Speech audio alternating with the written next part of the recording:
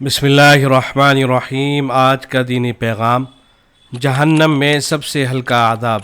عن النعمان بن بشیر رضی اللہ عنہ قال قال رسول اللہ صلی اللہ علیہ وسلم ان اہون اہل النار عذابا من له نعلان وشراکان من نار یغلی منہما دماغه كما يغلي المرجل ما يرى ان احدا اشد منه عذابا وانه لاهونهم عذابا۔ حضرت نعمان ابن بشیر رضی اللہ عنہ سے روایت ہے، وہ کہتے ہیں کہ رسول اکرم صلی اللہ علیہ وسلم نے ارشاد فرمایا کہ دوزخیوں میں سب سے ہلکے عذاب والا وہ شخص ہوگا جس کی چپلیں اور ان چپلوں کے تسمے آگ کے ہوں گے۔ ان کی گرمی سے اس کا دماغ اس طرح کھولے گا اور جوش مارے گا جس طرح چولہے پر دیگچی کھولتی ہے اور اس میں جوش آتا ہے۔